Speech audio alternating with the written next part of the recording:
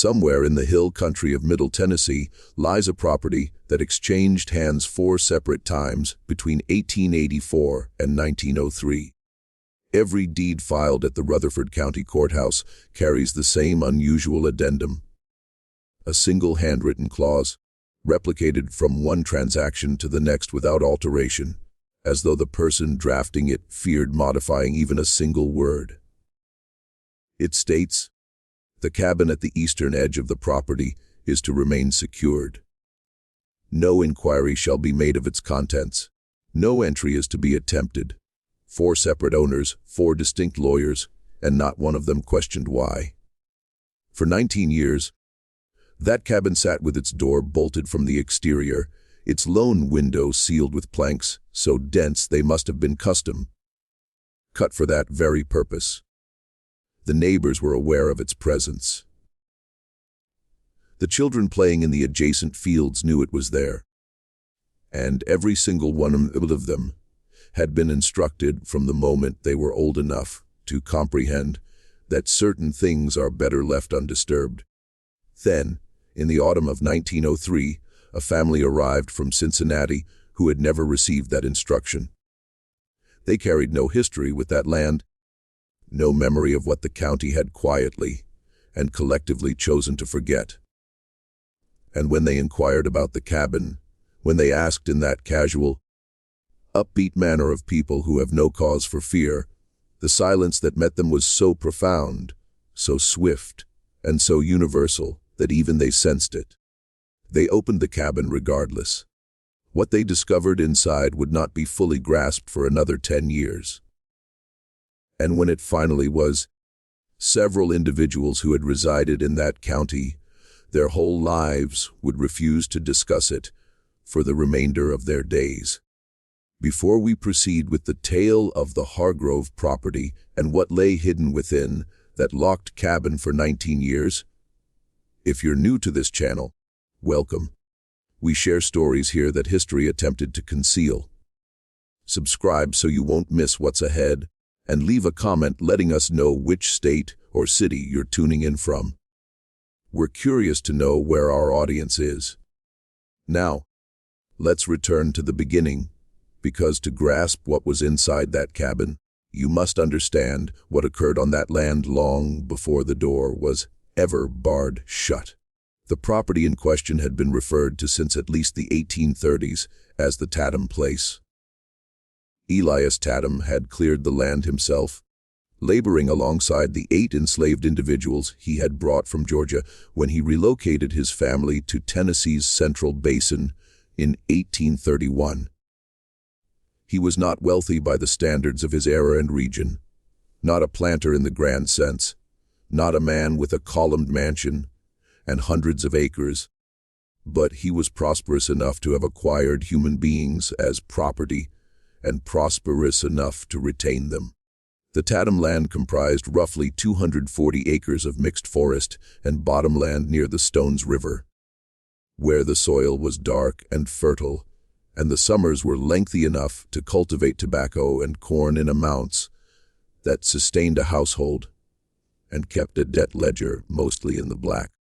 The county itself, Rutherford, was already well established by the time Elias arrived. The town of Murfreesboro had been incorporated in 1817, and it possessed the infrastructure of a place that viewed itself as permanent.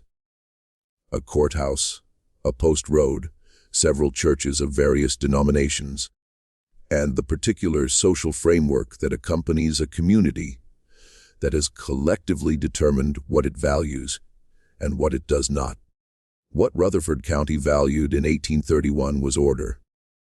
What it did not value, or rather what it had learned to carefully overlook, was the machinery required to preserve that order. Elias Tatum's 8 enslaved workers resided in 3 cabins situated behind the main house, separated from it by a kitchen garden and a woodpile. The easternmost of those cabins, the one farthest from the main house and nearest to the tree line, was the smallest.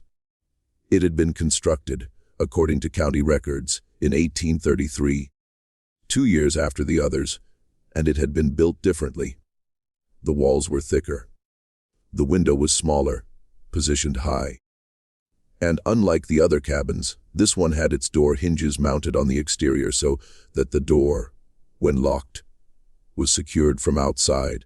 None of this was unusual enough in 1833 to attract comment. Elias Taddem died in 1849, leaving the property to his eldest son, Cornelius, who was 27 at the time and had grown up on that land. Cornelius inherited not only the property and its debts, but also the 7 enslaved people still residing there. One had died in the intervening period. And whatever comprehension he had developed over the course of his childhood about how that land operated, he had observed his father, he knew the routines. He assumed control of the property with the ease of a man who has been rehearsing a role his entire life without fully realizing it. By 1855, Cornelius Taddem was managing the property with 9 enslaved workers, having obtained 2 more through a transaction with a neighbor who was settling debts. He had also married a woman named Dorinda Prout, the daughter of a preacher from Smyrna, who brought to the marriage a deep and apparently genuine religiosity and a tendency to record things in journals. It is Dorinda's journals, 3 of them, uncovered in a trunk at the Murfreesboro Public Library in 1914, that offer the most thorough account we have of life on the Taddem property in the years before the war. She wrote about her garden. She wrote about her children, 3 of them born between 1856 and 1861. She wrote about the weather with the precision of someone who understood that weather dictated everything in a farming household. The planting, the harvest, the travel, the health of animals and people alike. And occasionally, tucked between entries about scripture and household management, she wrote about the Eastern cabin. Not frequently, not with any evident alarm, but she wrote about it. The first mention appears in an entry dated March of 1857. Cornelius has moved Amos to the East cabin alone. He says it is necessary for the management of the others. I did not ask further. The second mention is from July of the same year. The East cabin is kept locked at night now. Cornelius carries the key himself. I have not seen Amos at the communal meals in some weeks. Eliza brings food to the door. Then, nothing for almost 2 years. The third mention is from January of 1859, and it differs in tone from the others. Dorinda's handwriting, typically neat and consistent, becomes erratic in this entry, the letters pressing harder into the page, as though she is wrestling with something as she writes. She does not explain what she observed. She does not describe what she found when, apparently, she approached the Eastern cabin on her own one morning, while Cornelius was away at the market in Murfreesboro. She writes only this: I understand now why the window was placed where it is. I understand now what the lock is for. God forgive this house. And then the subject does not appear again for another 18 months. To read Dorinda Taddem's journals in sequence is to experience the particular horror of a woman who has made a decision about what she will and will not allow herself to know. She was not ignorant. She was educated, literate, and clearly capable of sustained moral reflection. Her entries on scripture are thoughtful and sometimes startlingly nuanced. But she had also married into a system, and she lived within it. And the cost of truly seeing that system was a cost she appears to have decided she could not pay. So she looked away, and the East cabin stayed locked. And Amos, whoever he had been before March of 1857, vanished entirely from the written record of the Taddem household. The Civil War arrived in Rutherford County with a force that surprised even those who had been expecting it. The Battle of Stones River, fought at the very end of December 1862 and into the first days of January 1863, was one of the bloodiest engagements of the entire conflict. Nearly 13,000 Union casualties, more than 10,000 Confederate, all of them on ground that Rutherford County families had farmed and walked and been buried in for decades. The sound of that battle could be heard for miles. The wounded were brought into Murfreesboro in numbers that overwhelmed every available structure. Churches, the courthouse, private homes. Cornelius Tatum was not a soldier. He was 39 years old in 1862, and whatever exemptions or arrangements he had made to avoid conscription, he was on his property when the armies moved through. He had sent Dorinda and the children to her father's house in Smyrna at the first sign of Union troop movements, and he had stayed behind to protect, as he put it in a letter to his brother-in-law. What is mine? What happened on the Tatum property during those weeks in December and January is reconstructed from three sources. A deposition given by a Union soldier named Corporal Frederick Osterhaus, who passed through the area in early January of 1863. A letter Cornelius wrote to his wife on January 9th of that year, and an account recorded by a freedman named Solomon Gentry in 1871 as part of a labor dispute documentation in Nashville. Corporal Osterhaus, in his deposition, noted that his unit had camped briefly on or near the Tatum property on the night of January 4th. He wrote that they observed a structure at the eastern edge of the farmyard. A small cabin, heavily built, with a bolted door, and that they heard from inside it a sound that he described as a voice, though not speaking in any way I could make out, more like something between a man singing to himself and a man talking to himself that's been doing it. So long he's forgotten, there's a difference. He wrote that they did not open the cabin. They had orders to keep moving.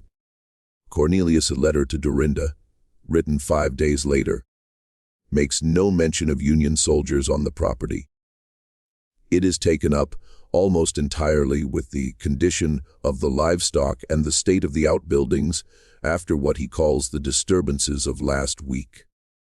Near the end of the letter, in a passage that seems to have been added almost as an afterthought, he writes, "The situation with Amos has resolved itself. There is no need to discuss it further when you return." Solomon Gentry's account, recorded 8 years after the fact, and in the context of a labor dispute that had nothing directly to do with the Tatum property, contains a single passage that seems to refer to these events. Gentry had worked on a neighboring property before and after the war, and he had known some of the people from the Tatum household. He wrote, or rather dictated, since the account was transcribed by a Nashville clerk, that in the first week of January 1863, a man came out of the wood on the eastern side of the Tatum place and walked through 3 fields before anyone saw him. He could not say his own name when they asked him. He had been in that place, the small one with the thick walls, since before the cold came. Nobody counted how long. When they asked him questions, he answered, but the answers did not fit the questions. Unlike a man who has been keeping time in a way that doesn't match the clock everyone else is using. Gentry does not name this man. He does not explain what happened to him afterward. The account moves on to other matters, and the passage sits there in the middle of a labor document, like something that wandered in from a different story. It is the only surviving first-hand account that might, if you read it carefully enough, describe Amos walking out of the east cabin during the chaos of the battle's aftermath. Or it might describe someone else entirely. The documents do not resolve this question. They only raise it and then fall silent, the way that documents from that era often do, when they brush up against something that the people keeping those documents had decided, collectively, not to record. Cornelius Tatum survived the war, but his property survived it less well. The tobacco fields had been largely disrupted. Fences were down across much of the acreage, and the labor arrangements that had sustained the farm were, with emancipation, dissolved entirely. Several of the people who had been enslaved on the Tatum property left immediately. A few remained for wages that Cornelius could not consistently pay. Dorinda returned from Smyrna in the spring of 1863 with the children and resumed her journals. She wrote about the difficulty of the Reconstruction period with the same careful attention she had brought to everything else. The practical challenges, the changed social landscape, the bewildering new arrangements of a world that had been, as she put it, turned on its face and set back down, and nothing is where it was before. She does not mention Amos again, and she does not mention the East Cabin again, not by name, but in an entry from September of 1863. She writes something that scholars who have studied her journals have found difficult to contextualize. Cornelius has begun to use the East Cabin for storage. Tobacco tools mainly. He changed the door hardware last month. I do not know why I find this significant. Perhaps because I have spent 6 years not looking at that door, and now every time I cross the yard, I look at it without meaning to. The East Cabin, then, became a storage shed. The property limped through reconstruction, losing acreage as debts came due, selling parcels to neighbors, and eventually to a land company that was consolidating farmland in the area. By 1875, the Taddams held only about 60 acres of the original 240. Cornelius died in 1877 of a lung ailment that had been worsening for years. Dorinda sold the remaining property the following year and moved to Murfreesboro proper to live with her eldest daughter. The property passed to a man named Warren Gillespie, who had come to Rutherford County from Virginia after the war and built a modest business trading in farm equipment and seed. He was not a farmer himself. He leased the fields to tenant families and maintained the main house primarily as a residence. He was the first owner of the property, who had no living memory of the Tatum household, and therefore no particular reason to regard the East Cabin with any specific attention. But he still did not open it. This is the detail that becomes harder to explain as you move further from the war and its immediate context. Gillespie did not open the East Cabin, and the family that purchased the property from Gillespie's estate in 1889, a couple named Holt, originally from North Carolina, did not open it. The deed both times contained the handwritten addendum. The cabin is to remain secured. No inquiry is to be made. Where did that language originate? Gillespie would have needed to consult someone local when he purchased the property. A lawyer, a neighbor, someone familiar with the county and its arrangements. Someone told him about the clause. Someone explained, however obliquely, why it existed, and he accepted it. He did not push. He did not ask. There is something telling in this. Not that people kept the cabin locked. That is explicable in any number of ways, but that each successive owner accepted the clause without apparent resistance, without documented curiosity, and suggests that the explanation they were given was sufficient. That whoever told them about the cabin told them enough to make them understand that opening it was not worth whatever they might find. What were they told? That question is unanswerable from the documents alone. But it is the question that the new family, arriving from Cincinnati in October of 1903, did not know to ask. Their name was Pemberton. Arthur Pemberton was 34 years old, a bookkeeper by trade, who had decided, with the particular optimism of a man who has spent his adult life behind a ledger and has begun to feel the walls closing in, that he wanted to try farming. His wife, Catherine, was 31 and had grown up on a farm in Indiana and had mixed feelings about returning to one that she kept largely to herself. And they had 2 children, a boy named Edmund, who was 9, and a girl named Vera, who was 6. They had purchased the property, sight mostly unseen, through a land agent in Nashville who had described it as a fine Middle Tennessee farm, with solid improvements and excellent soil. The price was favorable. Arthur had taken this as a sign of opportunity, rather than as perhaps it should have been, a reason for curiosity. They arrived on a Tuesday in late October, when the leaves on the surrounding hills were full in their color, and the air had that particular quality of Tennessee autumn, cool in the mornings, warm by afternoon. The light coming in at an angle that makes everything look as though it's being observed, rather than simply existing. Catherine stood in the farmyard and looked at the house and the outbuildings and the fields and said that it was beautiful. Arthur agreed. Edmund immediately ran toward the tree line to see what was there. It was Edmund who found the east cabin first.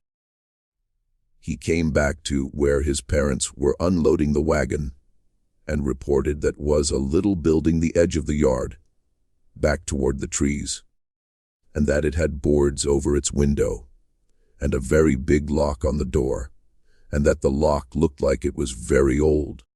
Arthur walked over to look at it. He examined the lock, which was indeed old, a heavy iron padlock of a design that had not been manufactured in at least 30 years. He examined the door and the boards over the window. He walked around the structure once, noting the thickness of the walls, the quality of the construction, mustard. Then he went back to unloading the wagon. That evening, after the children were in bed, he mentioned it to Catherine. She asked if the land agent had said anything about a storage cabin at the east side of the property. Arthur said he didn't recall that it had come up. She said someone must have the key then, or they'd have to cut the lock. Arthur agreed and said he'd ask around in town the following week. He asked around in town the following week. The response he received was not hostile. It was not dramatic. It was, in fact, quite polite. The hardware store owner said he wasn't sure who might have the key to that particular lock. The postmaster said he didn't know much about the property's history. Two neighbors, encountered in the street, said they weren't familiar with the details of the outbuildings over there. A woman at the dry goods counter said pleasantly that some things on old properties are best left to settle themselves. Arthur Pemberton was from Cincinnati.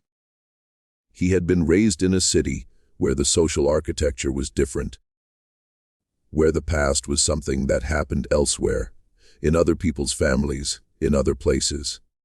He was not attuned to the particular frequency of a community that has made a collective decision to not know something.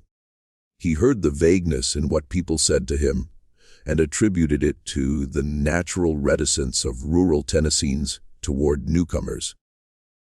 He did not hear the agreement underneath it. He went back to the property and cut the lock. He used a cold chisel and a hammer from the toolbox he'd brought from Cincinnati, and he worked at it for the better part of an hour. And because the iron was old and dense, and had not been designed to yield to anything, Catherine stood a few yards back, watching. Edmund and Vera had been sent to occupy themselves in the front of the house, away from the east yard. The morning was overcast, the light flat and gray, the trees at the edge of the property already stripped of most of their leaves. When the lock finally gave, Arthur pulled the door open. The smell that came out was old and enclosed and complex, wood and earth, and something else, something that Catherine, who had grown up on a farm, recognized without quite being able to name immediately. It was the smell of long habitation in a small space, not decay, not anything dead. It was the smell of a place where someone had lived. Arthur stood in the doorway for a moment, then he stepped inside, and the cabin was about 12 feet by 14. The floor was packed earth worn smooth. The walls were bare logs, the chinking between them dried and cracked in several places. High on the eastern wall, just below the roof line, was the window, the single window, with its board still in place. The light that came through the gaps in the boards was thin and came in stripes across the floor. Along the south wall was a plank shelf. On the shelf were objects: a tin cup, badly rusted, a piece of rag, unrecognizable as anything specific, a small wooden implement of uncertain purpose, hand, carved, worn smooth with handling, and a series of marks on the wall beside the shelf, scratched into the wood of the log itself, deep enough to have required sustained effort. Marks arranged in groups, in a counting pattern, the kind of marks a person makes when they are keeping track of days. Arthur Pemberton stood in the east cabin for a long time, looking at those marks. He was a bookkeeper. He counted things for a living. He counted the marks. There were, depending on how you grouped them, somewhere between 480 and 520 days worth of marks on that wall. Give or take a week, that was approximately 16 to 17 months. He came out of the cabin and looked at his wife. She was watching him from where she stood in the yard, her arms folded against the October chill. She could tell from his face that something was wrong. She asked what was in there. He said it used to be where someone lived. She asked who. He said he didn't know yet, but he was going to find out. Later that evening, he sat at the kitchen table with a lamp and began to write down questions, not answers. He had no answers yet, just questions in the careful, organized way of a man who has spent his working life making sense of numbers and what they represent. Who had been kept in that cabin, and why? For how long? Who had authorized it? Who had maintained it? And who, after everything that had apparently happened there, had decided that the door should be locked from the outside and not opened again? The questions covered 2 pages. He folded them and put them in his coat pocket, and then he went to bed and lay awake for a long time, listening to the sound of the wind moving through the bare trees at the eastern edge of the property, coming from the direction of the cabin, whose door now stood open for the first time in 19 years. And it was not difficult for Arthur Pemberton to locate the county records. He was systematic and patient. And the Rutherford County Courthouse, rebuilt after substantial war damage, maintained reasonably organized deed and property records going back to the county's founding. What he found there, over the course of several visits across November and December of 1903, was a paper trail that was illuminating in its outlines and maddening in its gaps. He found the succession of property sales, each with a clause about the cabin. He found Cornelius Tatum's name and his father, Elias's name, and the dates of their respective deaths. He found the assessment records from before the war, which listed the enslaved people on the property by first name only, as was standard. Names recorded not as people, but as property values, then each followed by an age and an approximate dollar amount. In the 1840 and 1845 assessments, among the names was Amos, listed as a male approximately 30 years of age in 1840, valued at $650. In the 1850 and 1855 assessments, Amos appeared again. In the 1860 assessment, the last one conducted before emancipation changed everything. Amos was not listed. He had been removed from the inventory before the war. That fit, more or less, with what the documents suggested about his removal to the east cabin around 1857. But it raised a new question. What was the official explanation for his absence from the 1860 inventory? Had he been sold? Had he died? Had someone simply chosen not to include him? Arthur found no record of a sale. He found no death record, though death records for enslaved people in this period were kept inconsistently at best.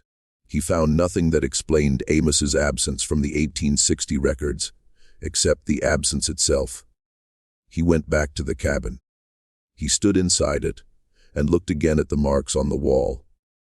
He had brought a candle this time, and he moved it slowly along the counting marks, examining them more carefully than he had the first time. They were arranged in the standard grouping, 4 vertical marks crossed by a diagonal that people use when they are counting in fives. The groups were regular for most of the wall, but near the end, the groupings became irregular. Some were incomplete. Some were made more deeply than the others, as though the person making them had pressed harder or had come back and reinforced a mark already made. And then, at the very end of the sequence, there was a section where the marks stopped being groups at all and became something harder to categorize. Not random, but not the counting pattern either. Shapes, angles, something that might, if you looked at it in the right light and let your eyes find what they were looking for, resemble attempts at letters. Arthur was not able to read them as letters. He traced them with his finger, trying to find shapes he recognized. He came back 3 times over the following week and tried again. He was not able to say with certainty what they were. He copied them as carefully as he could into his notebook, and he carried that notebook home, and he sat with it for a long time. Catherine watched him doing this. She had not been back to the east cabin since the morning they opened it. She had gone in once, briefly, while Arthur was still inside that first day, and she had seen the shelf and the tin cup and the marks on the wall, and she had come back out into the gray October morning and stood in the yard and looked at the tree line for a while. She was an Indiana farm girl, which meant she was not easily unsettled by hard history. But she was also the mother of 2 children who were running and playing on land that had, it now appeared, been the site of something she did not fully understand yet, and was not sure she wanted to. She asked Arthur, one evening, what he thought the marks meant. He said he thought they meant that someone had been in that cabin without the ability to leave for somewhere between 1.5 years and 2 years. She asked if he thought it was the man in the assessment records, the one named Amos. He said he thought it was likely. She said, and when he came out, what happened to him? Arthur had no answer for that. He had found no record of Amos after the 1855 assessment. He had found no record of what the Tathams had done with or about him after emancipation, if he was still alive by then. He had found no grave record, no Freedmen's Bureau documentation with that name, nothing in the Nashville records that Gentry's account pointed toward. He said, I don't know, but I'd like to find out. She said, I know you would. And then she said something that Arthur recorded years later, as the sentence that stayed with him longest from that whole period. She said, I want to know, too, but I think we should be ready for the possibility that we're not going to find a good ending to this. Arthur went to Nashville in January of 1904. He spent 4 days in the records offices there, working through Freedmen's Bureau documentation, labor records, church records from the African Methodist, Episcopal churches in Middle Tennessee County, level records from surrounding counties. He was looking for an Amos, formerly enslaved from Rutherford County, in his 50s or 60s by 1865 or later, and he did not find him. What he found instead had changed the shape of what he thought he was looking for. In the Nashville offices of what had been the Regional Freedmen's Bureau, Arthur found a collection of claim documents from 1866 and 1867. These were records of formerly enslaved people making claims for back wages, for property they'd been promised, for various forms of the support that the Bureau had been charged, however inadequately, with providing. Most of the documents were routine, the desperate bureaucratic records of people trying to establish a foothold in a world that had just technically acknowledged their humanity while doing very little to practically support it. But buried in the middle of a folder of Rutherford County documents was a claim, not from Amos himself, but from a woman named Hester Gaines, who identified herself as formerly enslaved on a property in Rutherford County, Tennessee. Her claim was for wages owed by the estate of Cornelius Tatum. At the bottom of her claim form, in the space provided for additional information, she had written, or had dictated and had written for her, a single sentence that she apparently felt was relevant to her case. There is a man who was on that property who was not freed with the others, and I do not know if he is alive. His name is Amos Jaybird. Someone should look for him. Amos Jaybird, not just Amos, a surname, or rather, the kind of name that enslaved people sometimes carried as a form of identity that existed outside the records kept by the people who owned them. A name that meant something to Hester Gaines, who had known him. A name that meant he was a person with a history that extended before and beyond his captivity. Arthur Pemberton sat in the Nashville Records office with that document in his hands and felt something shift in his understanding of what he had found in that East cabin. He had been thinking of it as a mystery, an old, troubling mystery, but a historical one. Something that had happened and been resolved one way or another in the distant past, the kind of thing that leaves marks on walls and then is over. But Hester Gaines's 1866 notation suggested it had not been resolved, that there had been someone in 1866, a year after the war ended, who was still asking about Amos Jaybird, who had made an official claim in the records of a government bureau, in the hope that someone would look for him. Whether anyone had looked, Arthur could not determine. There was no follow-up document in the folder, no resolution.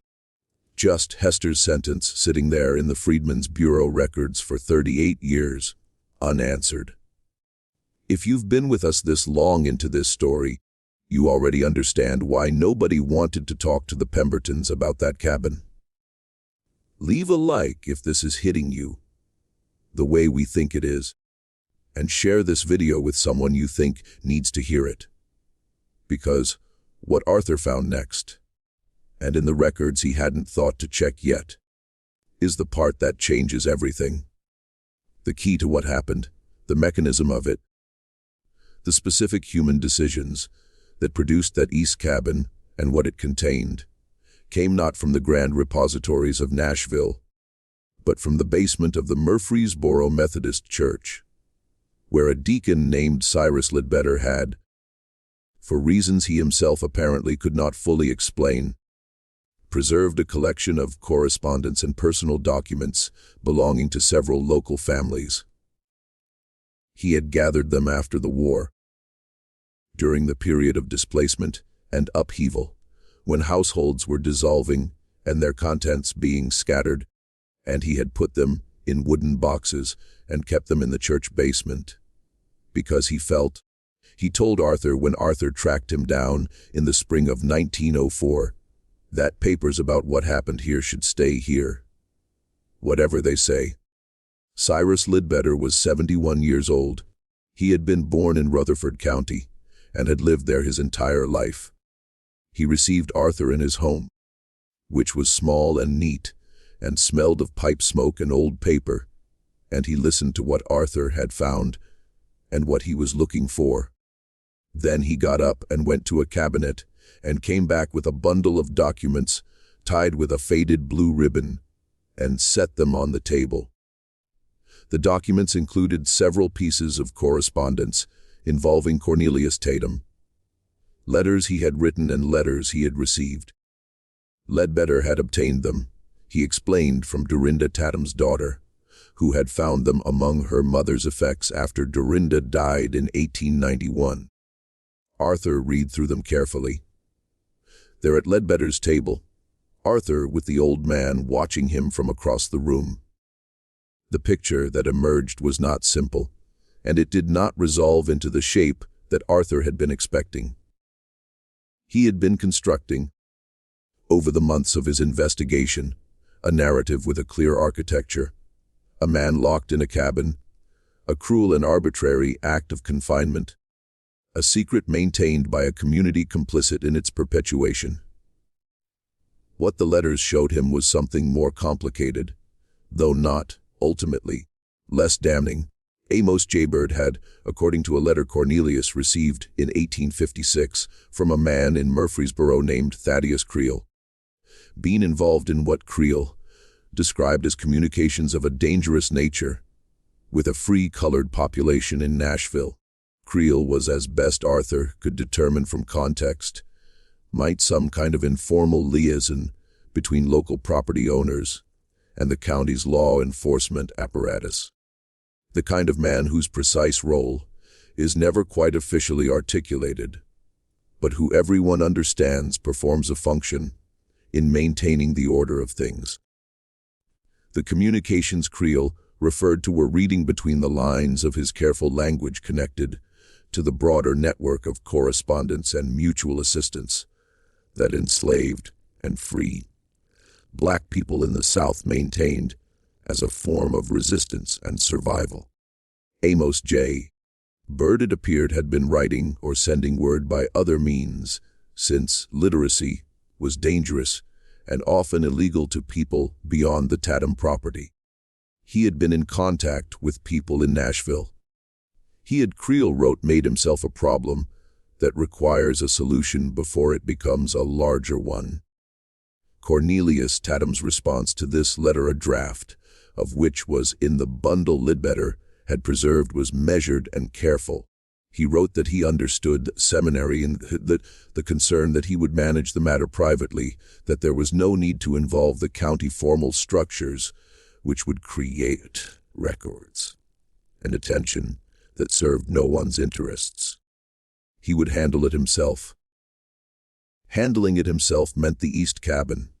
It meant the thick walls and the high window and the lock from the outside.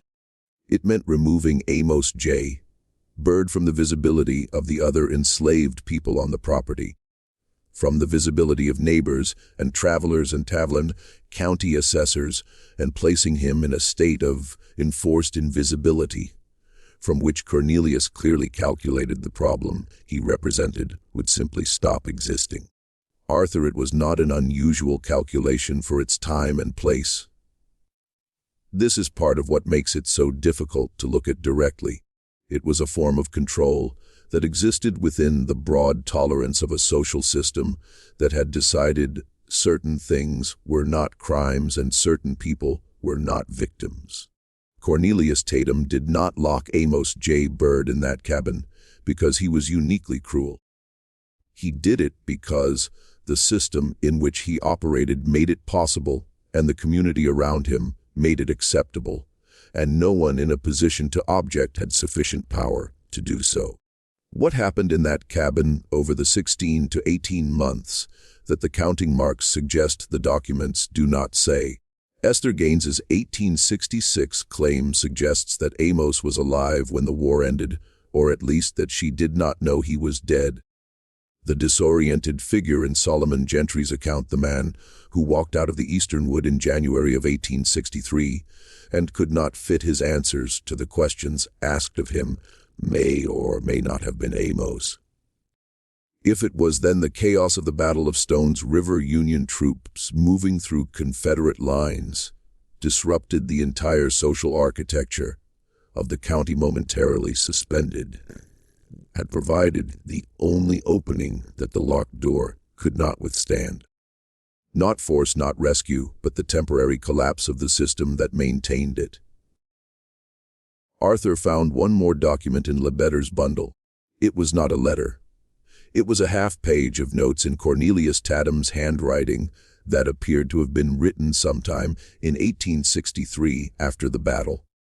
The notes were fragmentary. Not a letter, not a journal entry, more like a man working through something on paper. Several lines were crossed out. What remained legible was this: the cabin is to remain as it is. Nothing moved, nothing changed. The door is to stay locked. If anyone asks, the cabin is for storage. If the property is sold, the arrangement is to continue. This is not negotiable.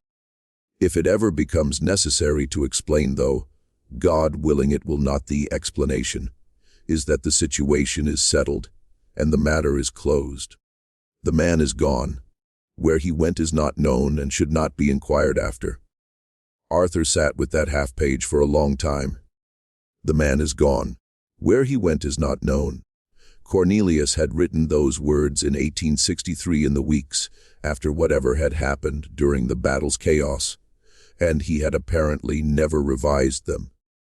He had accepted not knowing as the resolution. He had closed the door and locked it, and passed the instruction along through deeds and social pressure, and the quiet collective agreement of a community that understood without needing to discuss it explicitly that some questions are better not pursued. And he had counted on the architecture of that agreement to hold. It had held for 40 years. It had held through 4 property sales and multiple generations of county residents and a war that was supposed to have changed everything.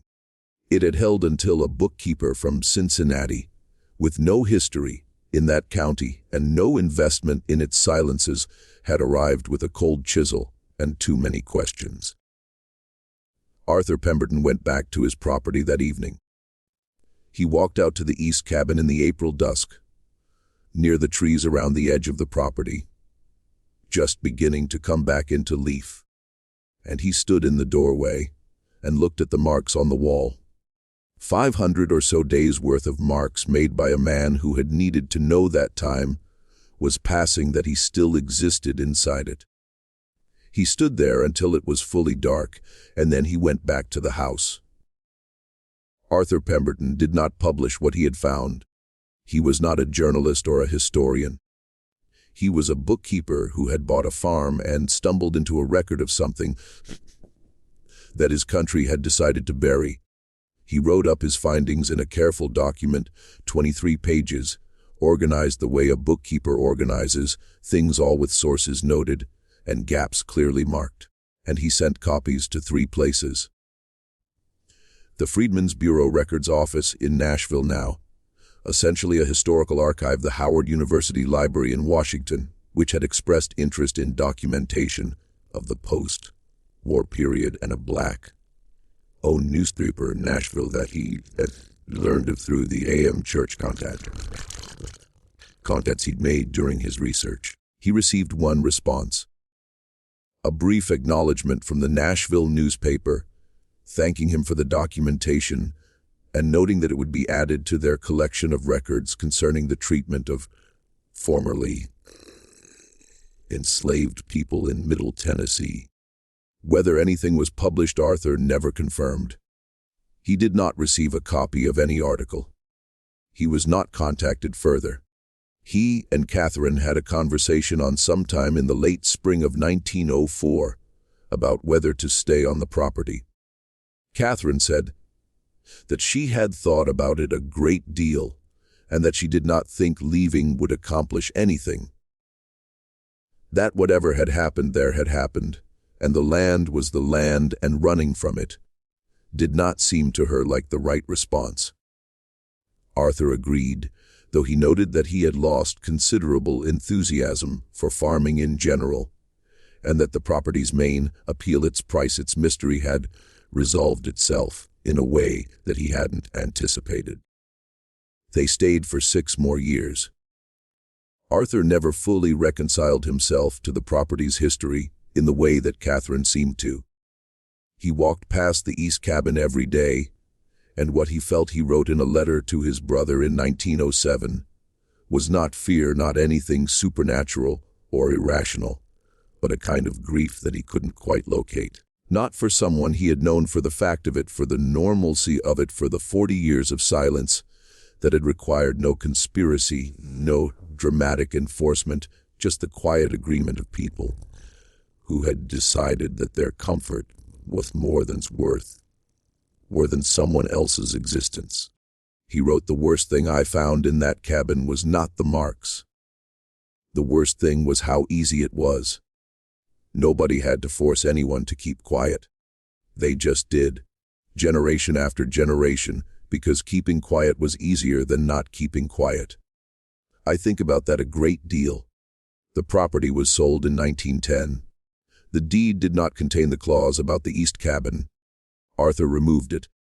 He also removed the boards from the window, before they left so that light could come through. He was not sure why this felt important. It just did. What became of Amos J. Bird is not known. The historical record, for all of Arthur Pemberton's searching, did not yield an answer to that question. There is no death record. There is no Freedman's record. There is Hester Gaines's 1866 notation, "Someone should look for him," and then silence. It is possible that he survived. It is possible that he built a life, somewhere outside the reach of Rutherford County's records. It is possible that he lived for decades after walking out of that cabin, if it was him who walked out, and that he found his way to people who could help him, and that his story continued in directions that left no paper trail for a Cincinnati bookkeeper to follow 30 years later. It is also possible that it went the other way. The documents don't say. What the documents say, what they say clearly, if you're willing to read them, is that a community of ordinary people, none of them monsters in any dramatic sense, maintained a silence for 40 years that made one man's suffering nobody's problem and nobody's business. They maintained it through property transactions and social pressure and the simple, devastating power of collective agreement. And when the silence was finally broken, it was broken by an outsider, someone who hadn't been taught to look away, wielding nothing more dramatic than a cold chisel and the assumption that questions deserve answers. The East Cabin stood on the property until at least 1923, when county records show it was demolished. The main house was renovated several times over the following decades. The land is farmland today, so when people drive past it without knowing its name. But the marks are gone now. They were in a cabin that no longer exists. The only record of them is in Arthur Pemberton's 23-page document, which is in the Howard University Library, cataloged under the heading Property Records and Personal Accounts, Middle Tennessee, 1900 to 1910, where it has been sitting for over a century, waiting, as records do, for someone to look. This mystery shows us something that history returns to again and again. That cruelty does not require monsters. It requires ordinary people making ordinary decisions about what to see and what to look away from, and agreeing, without ever quite having to say so aloud, that some doors are better left closed. What do you think of this story? Do you believe everything was revealed? Or do you think there are parts of this that no record could ever fully capture? Leave your comment below. If this story stayed with you the way we hope it did, subscribe to Liturgy of Fear, hit the notification bell, and share this with someone who needs to hear stories that history tried to forget. We'll see you in the next one.